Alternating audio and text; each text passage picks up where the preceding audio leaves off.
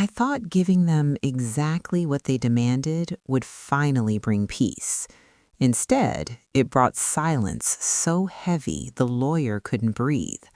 One sentence into the will, his hands started shaking, and I realized my father's final move wasn't generosity, it was a reckoning. Before I begin, if you've ever lived through betrayal like this, if family greed has ever cracked something inside you, please like, leave a comment, and subscribe to the channel. Your stories matter more than you know. I never planned to be the one telling this story. For most of my life, I was the quiet one in the corner, the child who learned early that listening was safer than speaking. In my family, silence wasn't peace, it was survival. And for years, that silence wrapped itself around me like a second skin, even as I watched my father grow old, alone, and misunderstood by the very people who shared his blood. My father, Harold Whitmore, was not an easy man. He was stern, private, and stubborn in ways that pushed people away. But what most people never saw was the reason he became that way. He built everything he had with his own hands after losing his parents young, surviving poverty, betrayal, and a business partner who nearly ruined him. He learned early that love given freely was often the first thing taken for granted. So he protected himself the only way he knew how, by controlling what he could and withholding what he couldn't trust others to respect. My half-siblings never forgave him for that. From his first marriage, he had 3 children, Leonard, Camille, and Ruth. By the time I was born, late in his life, from a quiet second marriage that ended when my mother passed away, they already saw him as a walking vault, not a father, not a man, just a future payout that hadn't arrived fast enough. Growing up, I heard my name whispered like an afterthought, the second child family, the mistake, the little one who'll get her cut without earning it. They never said those things to my face, but walls in old houses are thin, and resentment carries. I learned quickly that affection was conditional, and that money made people cruel in ways they refused to acknowledge. When my father's health began to fail, they came back into his life like clockwork. Phone calls first, then visits, then concern that sounded rehearsed. Leonard brought expensive cigars my father never smoked. Camille cried softly at his bedside, always when someone was watching. Ruth talked endlessly about estate planning, taxes, and how stressful it must be for an old man to manage things alone. I watched all of it from the kitchen doorway, carrying tea no one touched, feeling like a ghost in my own home. What they didn't know was that my father saw everything. Age had slowed his body, not his mind. At night, when the house was quiet and the masks were off, he would call me into his study. His voice would be tired, but his eyes were sharp. He'd ask me what they said when he wasn't around, what they argued about, who seemed most impatient. I hated those conversations, but I answered honestly, not because I wanted to betray anyone, but because I could no longer pretend that silence was kindness. One evening, not long before he passed, he looked at me for a long time and said, "They think they owe me something." His voice wasn't angry, it was disappointed. They think blood is a receipt. I didn't know what to say.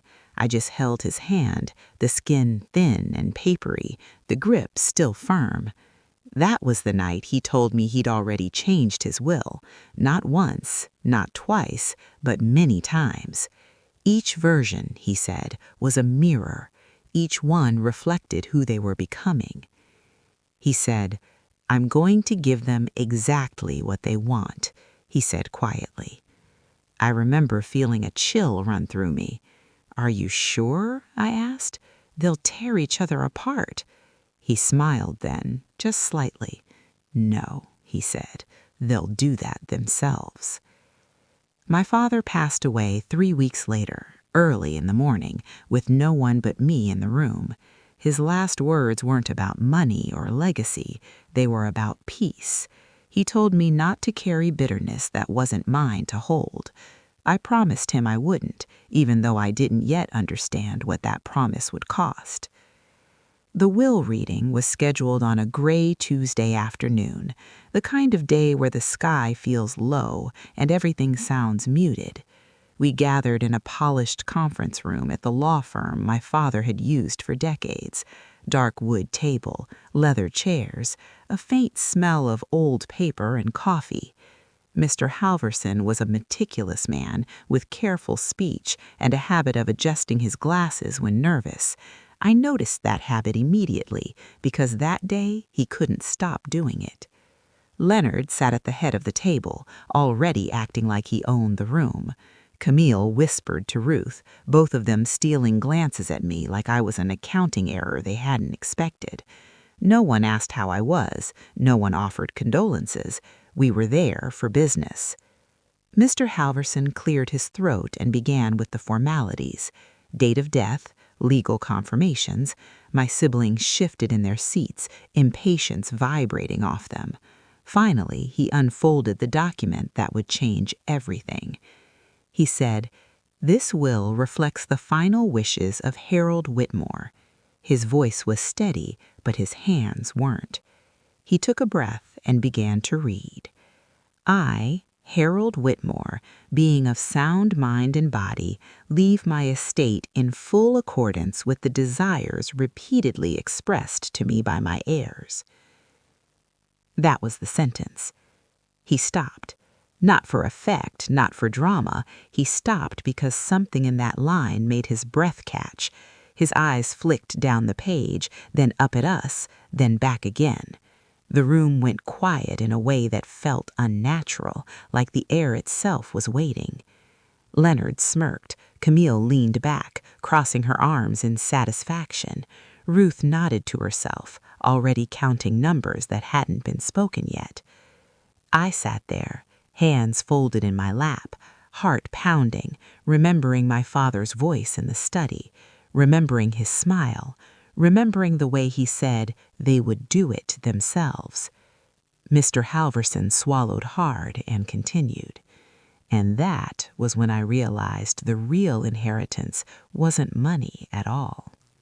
It was truth. Mr. Halverson cleared his throat again, but this time it sounded forced, like his body was trying to push past something his mind hadn't fully accepted yet. He adjusted his glasses, set them down, then picked them back up, buying himself a few seconds that no one else seemed to notice. I noticed. My father used to do the same thing when he was about to say something that would permanently change the room. He continued reading, his voice slower now, more deliberate. He explained that each heir would receive exactly what they had asked for over the years, recorded meticulously through emails, voicemails, letters, and documented conversations. Leonard shifted forward, interest sharpening his grin. Camille stopped whispering. Ruth's pen hovered over her notepad, ready to calculate. Leonard had demanded control of the company. Not a share, not dividends, control. He told my father more than once that the business was wasted on old-fashioned thinking and that he deserved the reins because he was the eldest. So the will granted Leonard full executive authority over Whitmore Holdings, effective immediately. I saw his chest puff out, his lips part in triumph. What the lawyer read next, however, took the air out of the room. Control came with responsibility for all outstanding liabilities, legal disputes, and debts, including several that had been deliberately deferred and personally guaranteed by whoever assumed leadership. Leonard opened his mouth to object, but Halverson raised a hand gently, almost apologetically, and continued. The company, it turned out, had been carrying quiet lawsuits from former partners Leonard himself had pushed out years ago, back when he briefly worked there and cut corners to impress investors. Those lawsuits were now his problem alone. The will was airtight, no shared burden, no safety net. Camille was next. She had always wanted the properties, the houses, the vacation homes, the land. She liked tangible wealth, things she could show off, things people could envy. She'd once told my father that cash was fleeting, but real estate made a statement. So the will granted her ownership of every property in the estate. I watched her smile bloom, slow and confident, until Mr. Halverson read the conditions. Every property came with unpaid property taxes, deferred maintenance violations, and in one case, a protected historical status that required immediate and expensive restoration. Worse still, several tenants had pending lawsuits for unsafe conditions. Camille would inherit not just the buildings, but the obligation to fix years of neglect she had encouraged my father to ignore so profits would look cleaner on paper. Her smile collapsed into a tight line. She started flipping through her phone, probably already calling contractors, lawyers, anyone who could tell her this wasn't real. Then there was Ruth. Ruth wanted liquidity. She'd said it over and over again. No complications, no emotional attachments, just cash. The will gave her exactly that. Every liquid asset. Accounts, investments, offshore holdings my father had never touched himself but kept as leverage. Ruth exhaled sharply, relief flooding her face, until the lawyer read the final clause attached to her inheritance. Accepting the funds required full disclosure of all personal financial records to federal auditors for a period of 5 years, due to my father's concerns about commingled assets and prior advisement requests. Ruth's face drained of color so fast I thought she might faint. I remembered the whispered phone calls she used to take on the back porch, the way she'd ask my father vague questions about loopholes and shielding income. My father hadn't forgotten any of it. And then there was me. I hadn't asked for anything, not once. My father knew that. The will left me no property, no company, no cash. What it left me was something none of them valued until it was too late. I was named executor. The room erupted. Leonard slammed his hand on the table. Camille laughed, sharp and humorless. Ruth stood up, her chair scraping loudly against the floor. They shouted over one another, demanding explanations, accusing the lawyer of incompetence, accusing me of manipulation. I sat there, heart racing, but silent. Mr. Halverson raised his voice for the first time since I'd known him. This will is final, and it is legally sound. They turned on me then, eyes full of accusation. Leonard called me a snake. Camille said I brainwashed our father. Ruth demanded to know what I'd promised him. I didn't answer because there was nothing to answer. The truth wouldn't have satisfied them anyway. What they didn't understand was that my father had given them exactly what they revealed they were capable of handling. Leonard believed power was proof of worth, so he got power without protection. Camille believed possessions equaled security, so she got property without comfort. Ruth believed money solved everything, so she got money that demanded honesty she couldn't afford.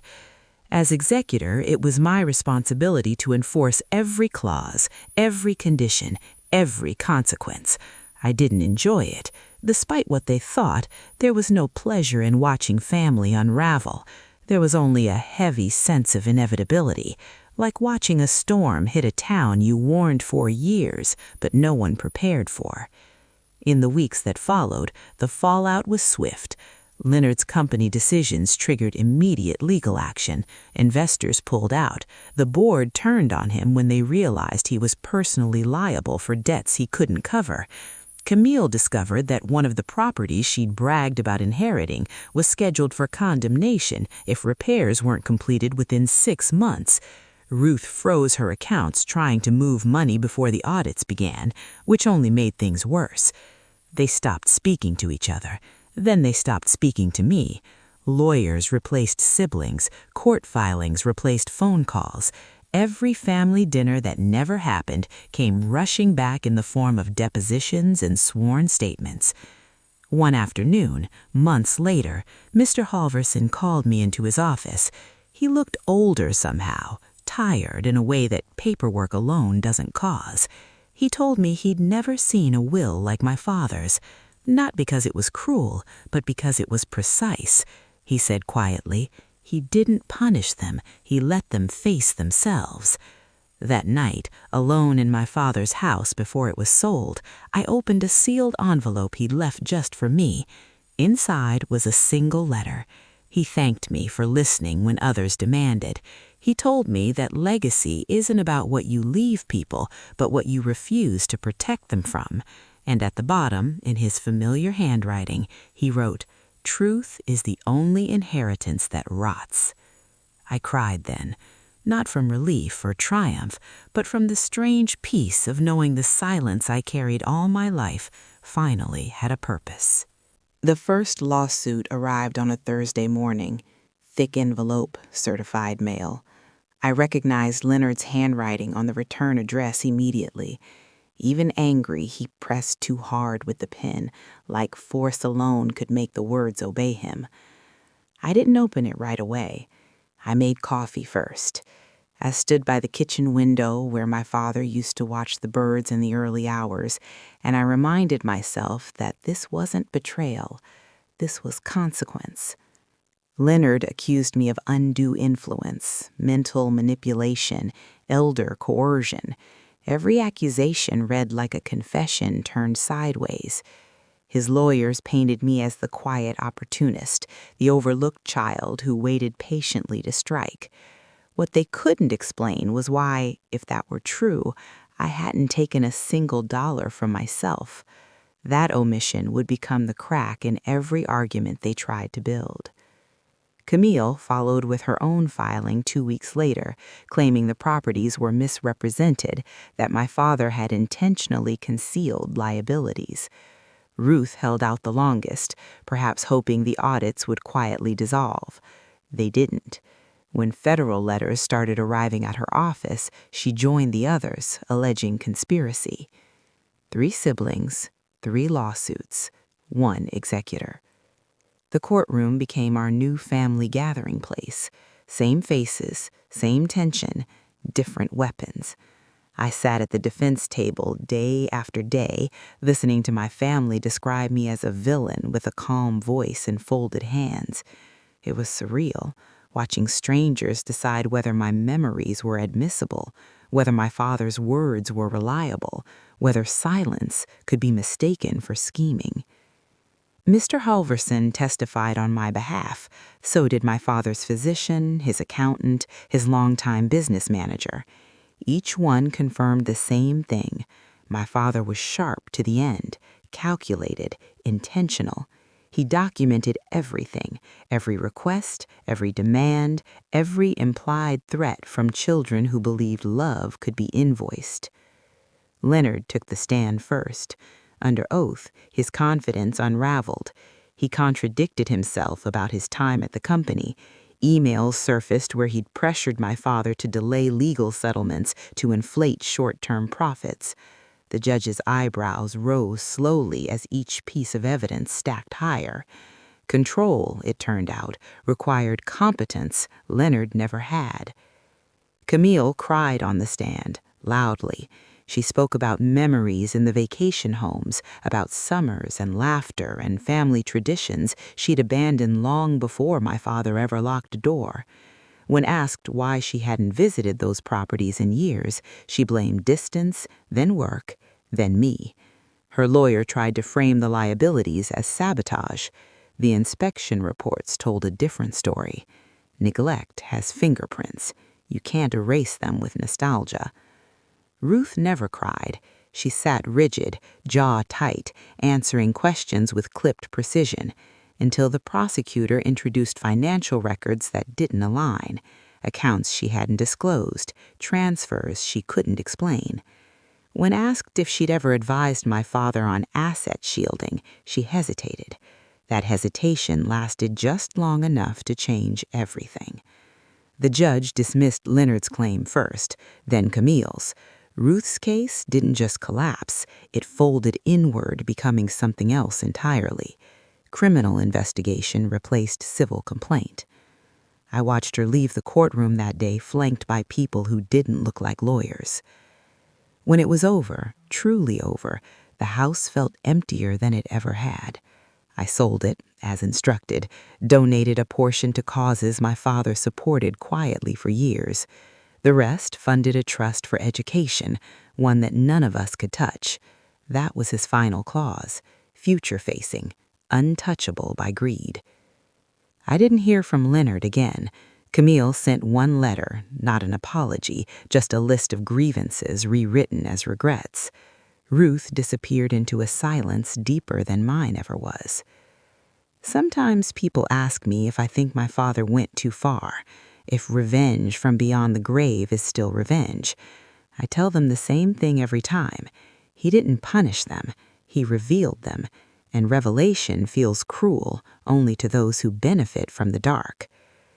I still hear that first sentence in my head sometimes, the one that made the lawyer freeze, in accordance with the desires repeatedly expressed to me by my heirs. It was honest. That was the most devastating part. My father didn't invent their downfall. He documented it. In the end, the inheritance I carry isn't property or power. It's clarity. The understanding that love without respect curdles into entitlement, that silence, when chosen carefully, can be the loudest truth in the room, and that some lessons arrive only when there's no one left to argue with. After the trials ended, people expected some kind of victory from me. Closure, maybe, celebration, even relief. But what settled into my life instead was something quieter and heavier, a stillness that forced me to sit with memories I'd spent years stepping around. When conflict becomes routine, peace can feel unfamiliar, even uncomfortable. I moved into a small rented place across town, nothing fancy, just enough space to breathe. For the first time in my life, no one expected anything from me. No accusations waiting behind doors, no legal deadlines humming in the background. Just mornings where the light came in softly and evenings that didn't end with dread. That's when the guilt crept in. It surprised me how persistent it was. Not guilt for enforcing the will. I never doubted my father's intentions, but guilt for surviving it all intact. Leonard lost everything he thought defined him.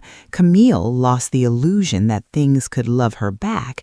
Ruth lost control, the one thing she worshipped. And me? I walked away with my integrity, my future, and my father's final trust. Some nights I lay awake wondering if I could have softened the blow, warned them, explained.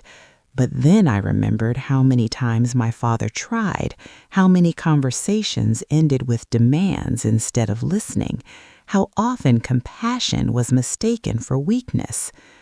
One afternoon, months later, I ran into Mr. Halverson at a quiet cafe. He looked lighter somehow, like the case had aged him and freed him at the same time. We talked about ordinary things at first, the weather, retirement plans. Then he asked me a question that stayed with me. "Do you think they learned anything?" he asked. I thought about Leonard's rage, Camille's tears, Ruth's silence. I thought about the way they clung to the idea of inheritance as a right, not a responsibility. "I think," I said slowly, "they learned exactly what they were ready to learn." That answer felt true. Pain doesn't educate equally. It only teaches what someone is willing to confront. Later that year, I received a call from an unfamiliar number, Camille. Her voice was different, quieter, less sharp around the edges. She didn't apologize. She didn't explain. She just told me she was selling the last of the properties and moving somewhere small, somewhere anonymous. "I didn't know how tired I was," she said. That was all. When the line went dead, I sat there holding my phone, realizing that was probably the closest we'd ever come to honesty. I never heard from Leonard again, but I did read about him. A brief business article mentioned a failed startup, another lawsuit. Ruth's name surfaced once in a public record, tied to a settlement that closed as quietly as it opened. Their stories continued without me, and for the first time, I didn't feel responsible for the ending. On the anniversary of my father's death, I visited the cemetery alone. I brought no flowers, just time. I told him about the trust, about the students it helped, about how his money finally did something that couldn't be twisted or hoarded. I told him I was okay, that the silence didn't scare me anymore. Standing there, I realized something important. The will wasn't the end of his lesson, it was the beginning of mine. I learned that fairness isn't about equal distribution, it's about honest accounting, of effort, of intention, of character. People still ask me for advice sometimes when they're dealing with family disputes, inheritances, bitterness that feels justified. I don't tell them what to do. I tell them what my father taught me without ever lecturing. Give people what they ask for long enough, and eventually they reveal who they are. Then believe them. I don't regret being the quiet one anymore. Silence gave me clarity, and clarity gave me peace. Life didn't snap back into place after everything settled. There was no clean line between the chaos of the past and the calm that followed. It faded slowly, like noise after a storm, leaving behind pockets of quiet that felt almost suspicious at first. I filled my days carefully, learning how to exist without bracing myself for impact. I took a job I didn't need at a small nonprofit that helped families navigate estate disputes before they became wars. I never advertised my history, I just listened. Listening, I'd learned, was a skill sharpened by years of being overlooked. People told me things they didn't tell their lawyers, things they didn't even tell themselves yet. Greed often dressed itself up as fairness. Fear wore the mask of entitlement. I recognized all of it. Every now and then, someone would ask why I cared so much, why I stayed late, why I pushed for mediation instead of litigation. I never told them it was because I'd seen what happened when a will became a weapon, or because I knew how quickly love turned into a ledger. One evening, as I was locking up the office, a woman about my age lingered by the door. She'd been quiet through most of the sessions, letting her brothers dominate the conversation. I recognized that posture immediately. She asked me, almost in a whisper, how to speak up without being destroyed for it. I told her the truth. You don't control how people react, I said. You only control whether you betray yourself by staying silent. Saying it out loud felt like closing a loop I'd been carrying for decades. Sometimes, late at night, I reread my father's letter. The paper has softened with age, the ink fading slightly, but the message hasn't changed. Truth is the only inheritance that doesn't rot.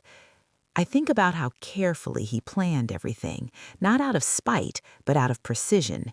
He knew that unearned wealth corrodes, that protection without accountability creates monsters, and he loved us enough to stop protecting us from ourselves. I've been asked if I ever wish he'd chosen differently, if I'd preferred a simpler ending. I always answer no. Simple endings are for stories that don't tell the truth. Real families are complicated, love is complicated, and justice, when it's honest, rarely feels gentle in the moment. There are still days when I miss the version of family I never really had, the dinners that didn't happen, the laughter that felt conditional. Grief doesn't disappear just because you understand it, but it changes shape. It becomes something you can carry without it cutting into you. On the last anniversary of the will reading, I went back to that same conference room. The firm had moved offices, but the building remained. I stood outside for a long time, remembering the way the lawyer's voice faltered, the way one sentence shifted the weight of generations. That moment wasn't about money, it was about exposure, about a mirror no one could look away from. I don't hate my siblings. I don't forgive them either. I let them be exactly who they showed me they were. That, I've learned, is a form of peace. If there's a moral to this story, it isn't about revenge or clever planning. It's about honesty, about paying attention when people tell you who they are through what they want, not what they say. My father didn't leave behind chaos. He left clarity. And clarity, while painful, is a gift that keeps giving. I live quietly now, intentionally. I measure my worth in days that feel honest, in relationships that don't require performance. When I speak, it's because I mean to. When I stay silent, it's because I choose to, not because I'm afraid. The will changed everything, but not in the way people think. It didn't destroy my family, it revealed it. And in doing so, it gave me something I never expected to inherit: freedom. Freedom, I learned, isn't loud. It doesn't arrive with applause or relief the way people imagine. It settles in slowly, like a steady breath after holding your lungs tight for too long. I didn't wake up one morning feeling triumphant. I woke up feeling unafraid. And that difference changed everything. With the legal battles behind me, I finally allowed myself to look backward without flinching. I thought about my childhood, about the way I learned to read rooms before books, about how quickly I sensed when love had strings attached. I used to believe that made me weak. Now I understand it made me perceptive. My father saw that in me long before I did. I remembered a summer when I was 12. Leonard had visited with his children, and there'd been an argument over money even then. Voices raised, doors slammed. I'd sat on the back steps with my father afterward, watching the sun dip behind the trees. He told me something that didn't make sense at the time. People don't fight over money, he said. They fight over what money represents to them. I finally understood that years later, sitting in a courtroom while his children fought over fear, validation, and control disguised as inheritance. As months passed, people stopped associating my name with the case. I became just another person again, anonymous, and I treasured that anonymity. I took long walks. I cooked meals for one. I let myself enjoy things without wondering who might resent me for them. That was new. One day, sorting through old boxes I'd kept from the house, I found my father's journals. I hadn't known they existed. They weren't dramatic or self-pitying. They were practical. Observations about people, notes about conversations, reflections on choices he regretted and ones he stood by. In one entry, written not long before he died, he mentioned me. He wrote that I had learned the hardest lesson early: how to stay whole in a fractured room. Reading that, I cried in a way I hadn't before, not from sadness, but from being seen. The journals made one thing clear: the will wasn't an act of anger, it was an act of authorship. My father wrote the ending of his story when he realized others were trying to write it for him, and by naming me executor, he trusted me to protect that ending. I started volunteering more, mentoring young people who felt invisible in their own families. I never told them my story unless they asked. I didn't want my experience to become a spectacle or a warning. I wanted it to be a quiet example that survival didn't require cruelty. Every so often, someone would recognize my last name and ask if I was related. I'd nod. Sometimes they'd ask what happened. I'd keep it simple. We learned a lot about each other, I'd say. That was always enough. One evening, walking home under a sky streaked with orange and purple, I realized I hadn't thought about the will in weeks. Not with tension, not with sadness, just as a fact, a closed chapter. That's when I knew healing had actually begun. I still keep my father's letter in a drawer by my bed, not because I need it anymore, but because it reminds me where my compass came from. He didn't give me instructions for life. He gave me permission to trust my own judgment. If there's one thing I'd pass on to anyone listening, it's this. Pay attention to patterns, not promises. People show you their values long before they declare them. My father paid attention, and when the time came, he responded with precision, not rage. The lawyer froze, because truth does that. It stops everything. It demands attention, and once spoken aloud, it can't be taken back. I carry that lesson with me now, not as armor, but as grounding. I don't need to prove anything. I don't need to win. I only need to live honestly. And in that honesty, I finally found what my siblings chased their entire lives without recognizing it. Enough. Enough became my quiet anchor. It reshaped how I measured success, how I chose relationships, how I spent my time. I no longer chased approval because I understood how fragile and transactional it could be. I'd seen how easily love was confused with leverage. I wasn't interested in living that way anymore. There was a period about a year after everything ended when I considered leaving the city altogether, starting over somewhere no one knew my last name. I even visited a small coastal town once, walked along the water, imagined a life where my history was invisible. But something inside me resisted the idea of running. Not because I was afraid, but because I didn't need to disappear to be free. I was already living honestly. That was enough distance. Instead, I stayed and built something quieter, a routine that felt intentional. Mornings with coffee and sunlight, work that mattered, evenings spent reading or walking without checking my phone every few minutes. I learned how to rest without guilt. That took longer than I expected. Occasionally, memories surfaced unexpectedly. A song my father used to hum, the smell of old books, the particular creak of a chair that didn't exist anymore. Grief isn't linear. It doesn't respect time, but it softened. It became less about loss and more about gratitude. I had known him in a way my siblings never allowed themselves to. That wasn't my fault, and it wasn't something I needed to apologize for. One afternoon, a letter arrived with no return address. Inside was a short note written in careful handwriting. It was from Leonard's eldest son. He said he'd found my name through court records and wanted to say thank you.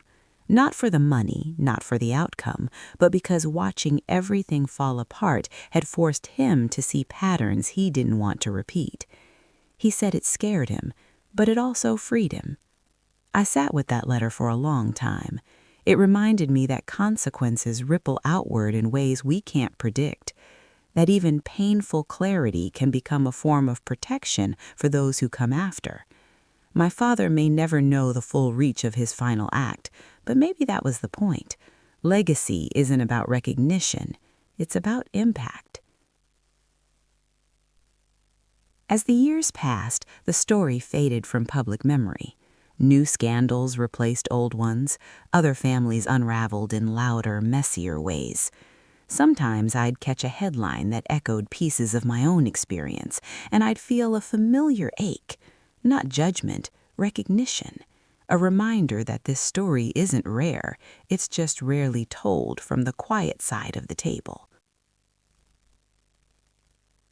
People assume the executor is the villain, the manipulator, the one pulling strings.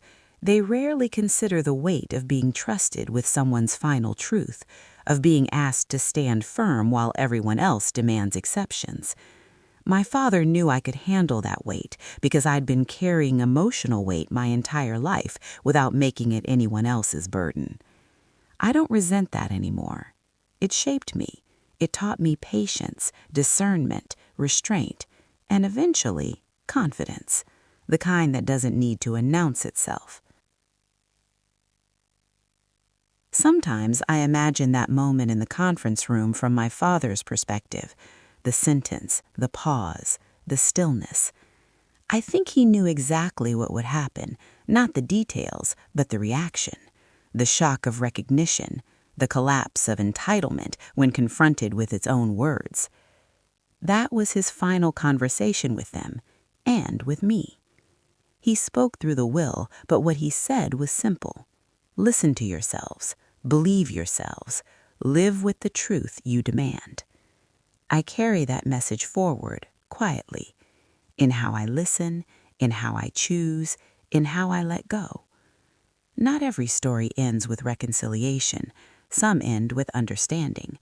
And sometimes that understanding is the most compassionate ending available. Understanding doesn't arrive all at once. It unfolds in moments you don't expect, when you're no longer looking for it. For me, it came one ordinary afternoon while sorting through donation reports from the education trust my father had established. I'd been reviewing letters from recipients, students who had no idea where the funds truly came from, only that someone believed in their future enough to invest quietly in it. One letter stopped me. A young woman wrote about being the first in her family to attend college, about growing up watching relatives fight over money they didn't have, about deciding early that she wanted a different kind of life. She wrote, "I don't know who made this possible, but they changed the direction of my family without ever meeting us." I read that sentence 3 times. It felt like my father speaking through someone else's voice. That was when it truly settled in. His final act wasn't about settling scores. It was about redirecting energy, taking something that could have continued feeding resentment and turning it toward possibility. He didn't want his wealth to reward greed or even obedience. He wanted it to outlive dysfunction. I closed the file and sat back, letting the realization wash over me. The will had done exactly what he intended. It had ended one cycle and quietly started another. Not long after that, I received an invitation to speak at a small community seminar about estate planning and family communication. I hesitated at first. I wasn't interested in becoming a cautionary tale or a headline, but something about the invitation felt right. Not to recount details, but to offer perspective. So I went. I didn't mention names. I didn't mention amounts. I talked about listening, about documenting intentions, about the danger of assuming silence means consent. I watched heads nod in recognition. People shifted in their seats. Some looked uncomfortable. Others looked relieved. Afterward, a man approached me with tears in his eyes and said, "I wish my father had been brave enough to do what yours did." I didn't know how to respond to that, so I just listened. Listening has always been my role, but now it felt less like survival and more like service. Every so often, I think about that lawyer freezing mid-sentence, the moment truth interrupted expectation. It wasn't drama that stopped him, it was comprehension. He understood instantly what that sentence meant.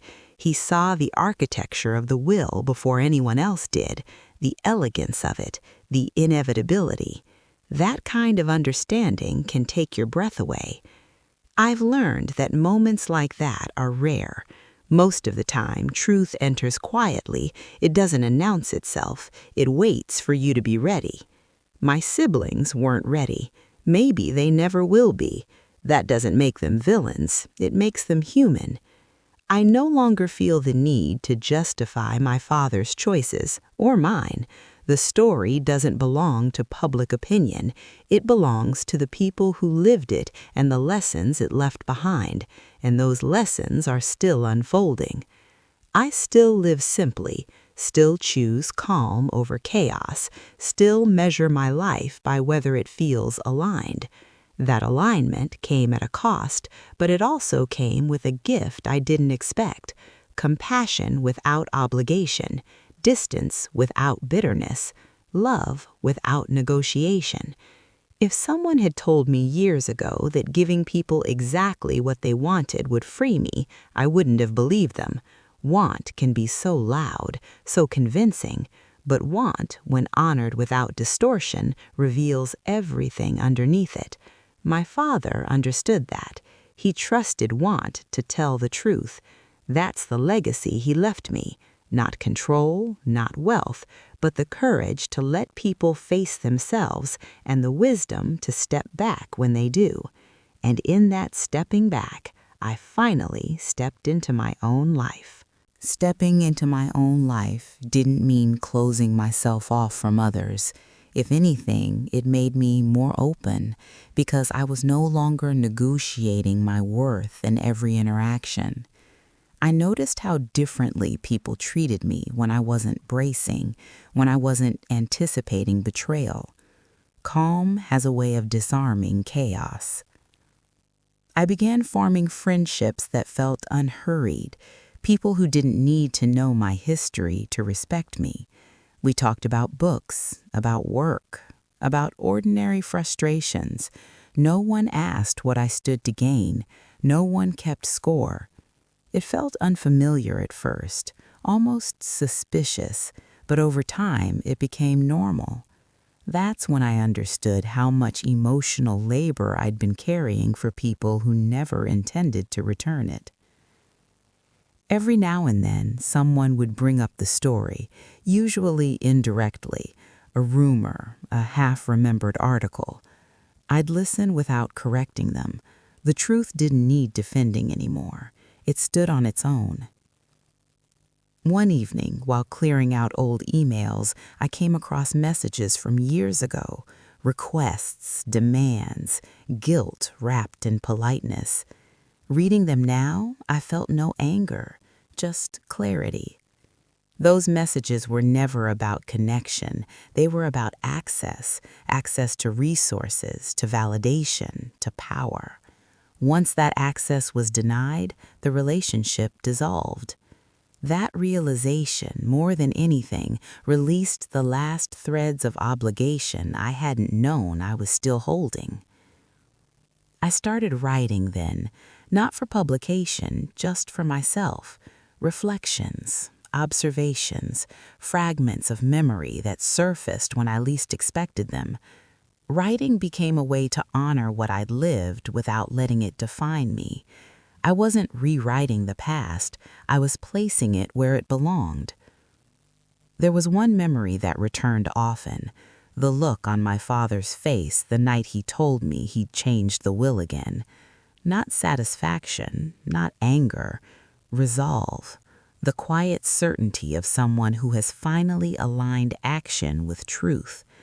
I understand that look now. It's the look of someone who stops negotiating with denial. I've learned that families aren't destroyed by wills, they're revealed by them. Paper just has a way of making patterns undeniable. My father didn't create greed, he stopped shielding it. That distinction matters. On the 3rd anniversary of the will reading, I received a call from a number I didn't recognize. It was Ruth. Her voice was tired, not defeated, just worn down.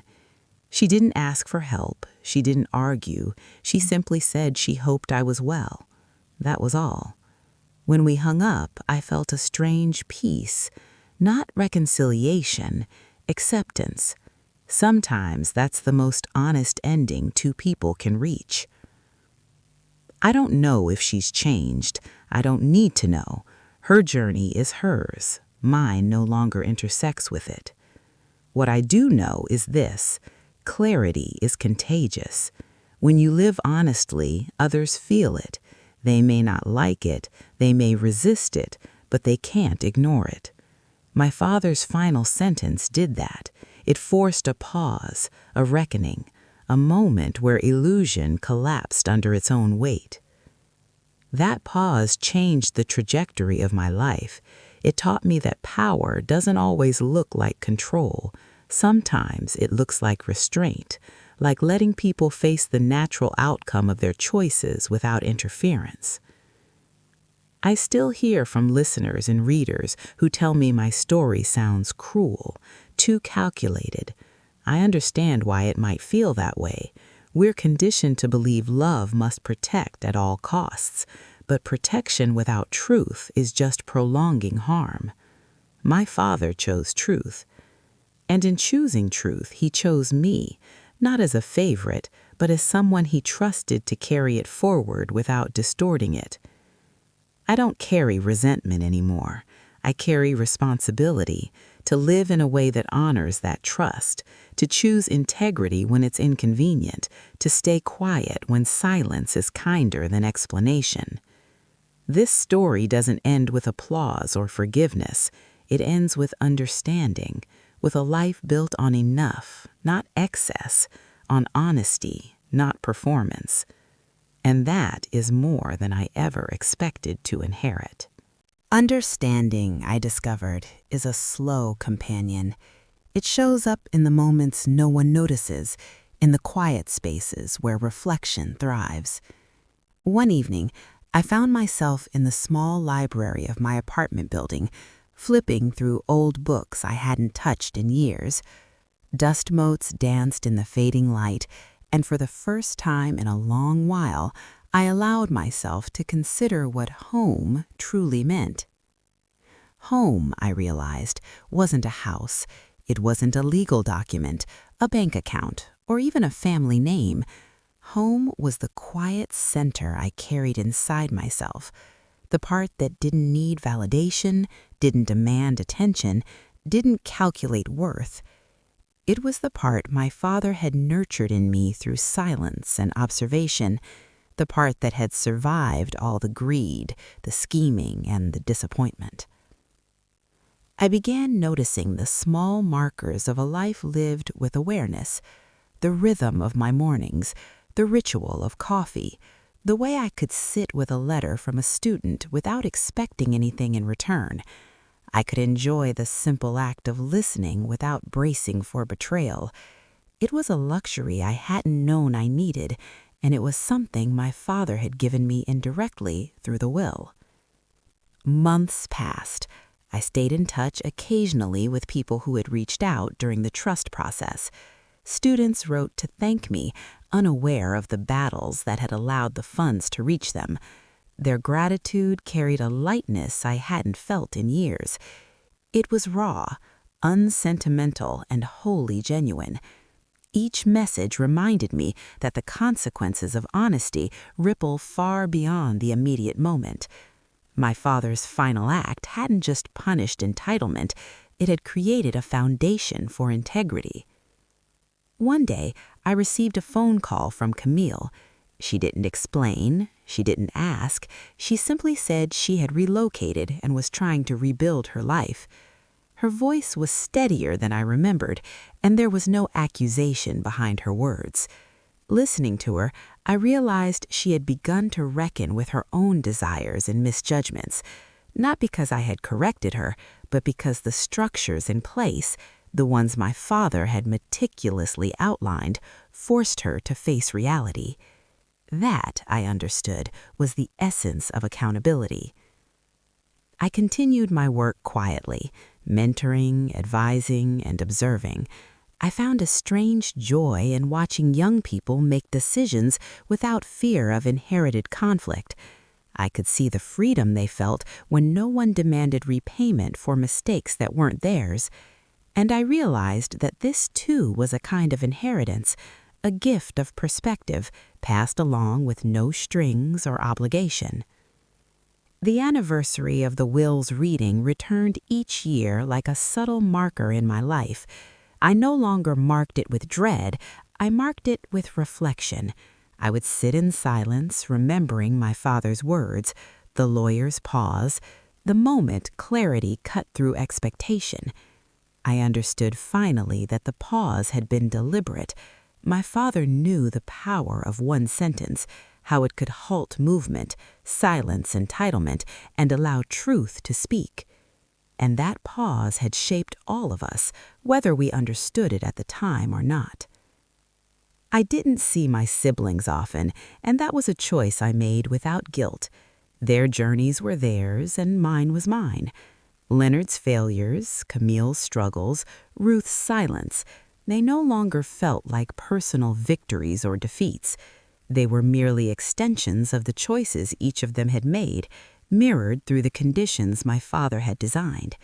He didn't interfere, he allowed them to confront themselves, and in doing so, he spared me the need to intervene in ways that would compromise my own integrity.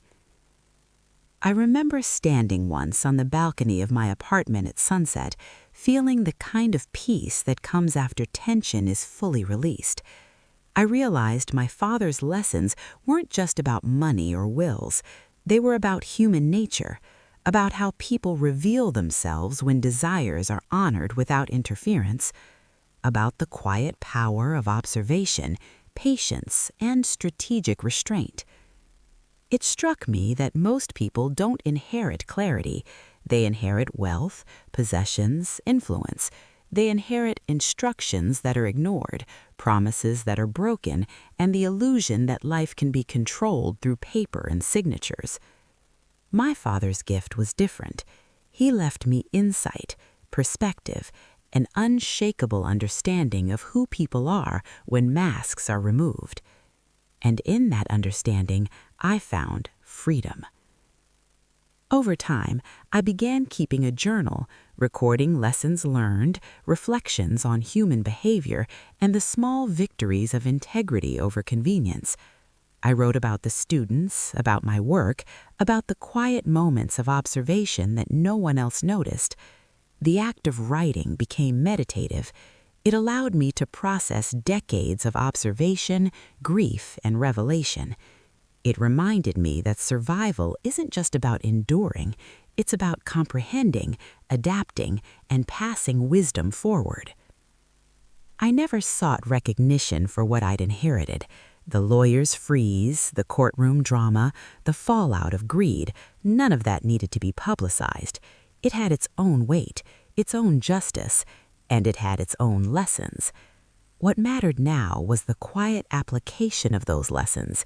In conversations, in decisions, in moments of choice, I acted with the integrity my father valued above all else. Sometimes I imagine the first time I saw him smile softly the night he told me about giving them what they wanted. I understand that smile differently now. It wasn't satisfaction in cruelty or manipulation. It was satisfaction in foresight. He knew exactly what would unfold, and he trusted me to navigate it. That trust shaped every decision I've made since. I've learned that the truest kind of inheritance isn't material. It isn't measured in dollars or properties. It's measured in perspective, in resilience, in the capacity to act with honesty when it's inconvenient. And that is a gift far more enduring than anything a will could distribute. Every so often, I still replay that moment in the conference room in my mind. The lawyer's hands trembling, the room holding its breath, the subtle, almost imperceptible way the world shifted with a single sentence. I understand it now. It wasn't the document that was extraordinary. It was the insight it revealed, the insight my father had painstakingly encoded for those who were willing to see it. It is in that insight that I finally found what I had been seeking all my life. Not wealth, not acknowledgement, not revenge. Freedom, clarity, enough. Freedom, clarity, enough. These words had become my quiet companions, guiding how I moved through each day. In the years that followed the will reading, I found that living with enough didn't mean settling. It meant understanding limits, understanding truth, and understanding the people around me in a way my siblings never could. I had seen what happens when greed drives decisions. I had witnessed how entitlement can blind even the most charming or intelligent people. And I had experienced the stillness that comes when one stops fighting against inevitability and begins living within it. I continued my work quietly, mentoring and guiding, helping families navigate inheritance disputes before they became battles. Many of them reminded me of my siblings in different forms, eager, demanding, impatient, and convinced that what they wanted was theirs by right. But I had learned to see beneath the surface. I listened for patterns. I watched for repetition. I noted what people demanded versus what they were willing to take responsibility for. In every case, I carried my father's wisdom silently with me. Give people exactly what they show they want, and the truth will inevitably reveal itself. The students supported by the trust grew up, and I watched them thrive. Letters arrived every year full of gratitude and ambition. One young man wrote that the funds had allowed him to start a small business that employed dozens of people. Another wrote that she had been able to pursue medical school without indebting herself, promising she would pay it forward in ways that mattered. I never saw these outcomes as my own doing. I saw them as my father's work, unfolding through me, through the structures he had built so meticulously. Even my sibling stories reached me in fragments. Leonard's business ventures continued to collapse, one failure following another. Camille's real estate projects faltered under the weight of obligations she had once thought were negligible. Ruth remained elusive, her silence both the shield and a consequence. I did not feel satisfaction. I did not feel triumph. I only felt the quiet affirmation that the lessons embedded in the will had played out as intended. My father had stopped shielding them from themselves. He had created a mirror in which they were forced to see the realities of their own choices.